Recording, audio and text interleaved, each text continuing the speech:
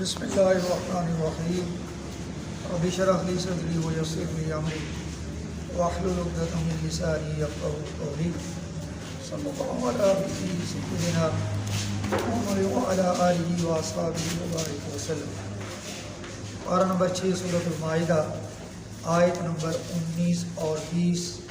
اللہ تعالیٰ کے فضل و کرم سے آج انشاءاللہ ہم اس کا ترجمہ پڑھنے کی سعادت حاصل کرنے لگے ہیں۔ ارشاد باری تعالیٰ ہے، یا اہل الکتاب قد جاءکم رسولنا یبین لکم علی فترۃ من الرسل ان تقولوا ما جاءنا من بشیر ولا نذیر فقد جاءکم بشیر ونذیر واللہ علی کل شیء قدیر۔ لفظی ترجمہ اس کا بنتا ہے، یا اہل الکتاب، اللہ پاک کی طرف سے اہل کتاب کو یہ بات کہی جا رہی ہے، اے اہل کتاب، یعنی جو تورات، انجیل، زبور، جن کتابوں کے ماننے والے چل رہے تھے، ان کو کہا جا رہا ہے، یا اہل الکتاب، اے اہل کتاب، قد جاءکم، بے شک آ گیا ہے تمہارے پاس، جا آنا تمہارے، یعنی تم سب کے پاس آ گیا ہے۔ کون آیا؟ رسولنا، ہمارا رسول، ہمارا رسول تمہارے پاس آ گیا ہے۔ یبین لکم، جو کھول کھول کر تمہارے لیے احکام الہی بیان کرتا ہے۔ اور یہ بات بھی ذہن میں رکھیں کہ یہ وہ رسول ہے جس کے متعلق کہا جا رہا ہے کہ میرا رسول آ گیا، جس کے متعلق میرے جتنے بھی نبی تمہارے پاس آئے اس کے آنے کی خوشخبریاں تمہیں دیتے رہے۔ ہر رسول اپنے بعد آنے والے بتا کر اپنی امت کو، اپنی قوم کو، جس طرح حضرت عیسیٰ علیہ السلام نے تو یہاں تک کہا تھا کہ میرے بعد جو نبی آنے والا ہے اسمہ احمد، اس کا نام احمد ہوگا۔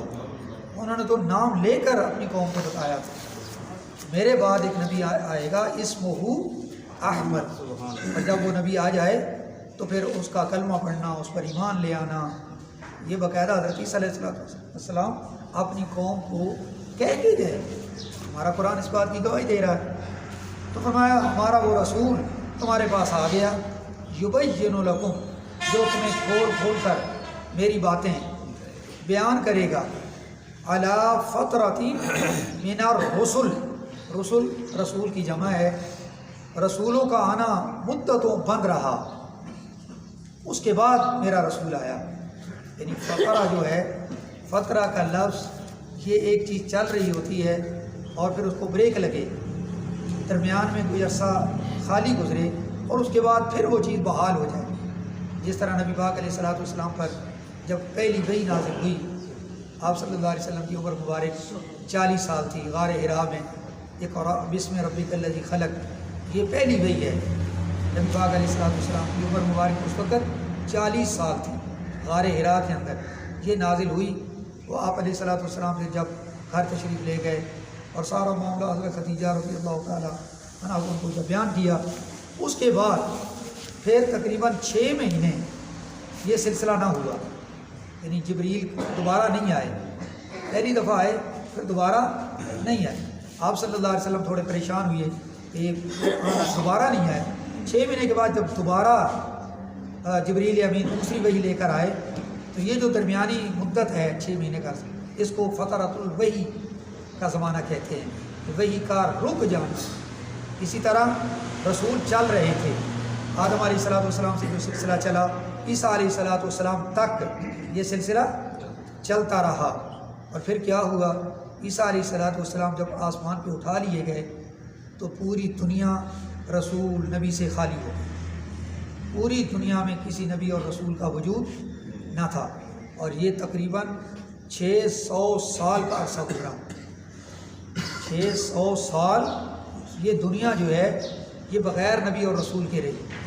اسی زمانے میں پھر جو یہ تورات اور انجیل کے پڑھنے والے تھے علماء، انہوں نے کتابوں میں تبدیلیاں شروع کر دیں، اور چلتے چلتے پھر سلسلہ پھر 570 عیسوی آئی، 570 عیسوی پیارے کریم آقا علیہ السلام کی پیدائش ہوتی ہے، سبحان اللہ 570 عیسوی پیدائش ہوتی ہے۔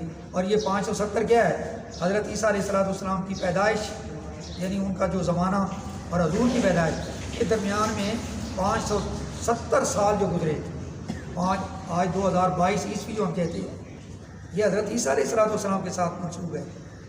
اور جو ربیع الہجری کے حوالے سے ہے وہ پیارے کریم آقا علیہ السلام کی طرف اسلامی سال اس لیے کہتے ہیں، اور اس کو عیسوی عیسیٰ علیہ السلام سے ہے۔ اور پھر چل کے 610 عیسوی جو ہے اس میں پیارے کریم آقا علیہ السلام پر پہلی وحی نازل ہوئی۔ یہ درمیان میں 40 سال کا عرصہ حضور کی عمر مبارک جو ہے 40 سال ہو گئی۔ تو اس زمانے کو فترہ کہا گیا ہے، علی فترۃ من الرسل، رسولوں کے آنے کا جو سلسلہ تھا وہ ایک لمبی مدت کے لیے رک گیا تھا، لمبی مدت تقریباً 600 سال، 570 ہو گیا نا، تقریباً 600 سال۔ تو یہ اتنا زمانہ رکنے کے بعد میرا رسول آیا، وہ رسول آیا کہ جس نے تمہیں کھول کر میری باتیں بیان کر دی۔ اچھا کیوں آئے؟ میں ان تقول ہوں، اس لیے کہ کہیں تم یہ نہ کہو کہ ما جاءنا، ہمارے پاس کوئی نہیں آیا، من بشیر، کوئی خوشخبریاں سنانے والا، ولا نذیر، اور نہ کوئی ڈرانے والا۔ تو ہمیں تو کسی نے خوشخبریاں سنائی نہیں، ہمیں کسی نے ڈرایا نہیں کہ یہ برے کام کریں گے تو جہنم، اللہ کی ناراضگی، اور اچھے کام کرو گے تو جنت، اللہ کی نعمتیں، اللہ کی رضا۔ تو یہ بشیر اور نذیر، یہ دونوں صفتیں جو ہیں یہ اللہ کے لاڈلے حبیب حضرت محمد صلی اللہ علیہ وسلم کی ہیں۔ فرمایا کہیں تم یہ نہ کہو کہ ہمارے پاس کوئی بشیر اور نذیر نہیں آیا۔ آگے پھر فرما دیا فقد، تو بے شک، جاءکم، آ گیا ہے تمہارے پاس، کون آیا؟ بشیر و نذیر، بشارت دینے والا میرا وہ رسول جو تمہیں خوشخبریاں سنا رہا ہے اور خوشخبریاں سناتا ہے، وہ رسول آ گیا۔ ونذیر، اور جو تمہیں ڈراتا ہے میرا وہ رسول۔ پہلے کہا کہ جاءکم رسولنا، تمہارے پاس ہمارا رسول آ گیا۔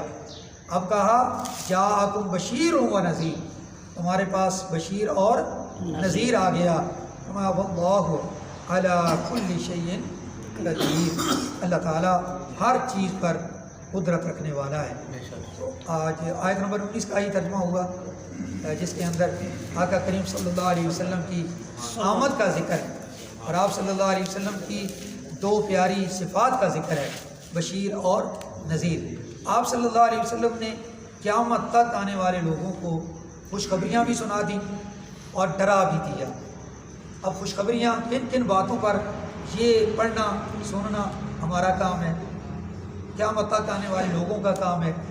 تو جس خوش نصیب نے آقا کریم صلی اللہ علیہ وسلم کی ان تعلیمات کو، جن کے اندر خوشخبریاں ہیں کہ یہ کرو گے تو تمہیں کامیابیاں ملیں گی، اللہ راضی ہو جائے گا، جنت ملے گی، ان پر چل پڑے، ان کی زندگیاں کامیاب ہو گئیں۔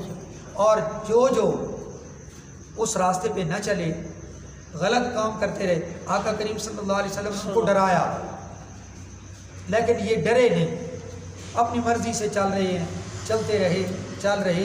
یا چلتے رہیں گے، تو یقیناً ایسے لوگ بڑے بدبخت ہیں، اللہ ناراض ہوتا ہے ایسے بندوں پہ، اور قیامت والے دن بڑی مشکلات کا سامنا کرنا پڑے گا ایسے لوگوں کو کہ جنہوں نے نبی کریم صلی اللہ علیہ وسلم کی تعلیمات کی طرف توجہ نہیں دی۔ قرآن مجید کو سمجھنے کے لیے بھی آقا کریم صلی اللہ علیہ وسلم کی تعلیمات کی ضرورت ہے نا، تو حضور صلی اللہ علیہ وسلم کی تعلیمات کو، قرآن کی تعلیمات کو سمجھنا یہ ہمارا اولین فرض ہے، بنیادی پہلا ضروری فرض، کیونکہ جب تک ہمیں ان تعلیمات کی سمجھ نہیں آئے گی ہم چل نہیں سکتے، ہم زندگی کے نظام کو چلا نہیں سکتے۔ ہمارے کاروباری زندگی ہے، گھریلو زندگی ہے، کاروباری زندگی ہے، معاملات لین دین کے جو بھی ہے، اللہ اور اللہ کے رسول صلی اللہ علیہ وسلم کی دی ہوئی تعلیمات کے اندر ان کا طریقہ موجود ہے، تو اس طریقوں کو سمجھنا یہ ہماری ذمہ داری ہے۔ اللہ پاک ہم سب پر رحم و کرم فرمائے اور ان پیاری باتوں کو یاد رکھنا اور ان پر عمل کرنے کی توفیق عطا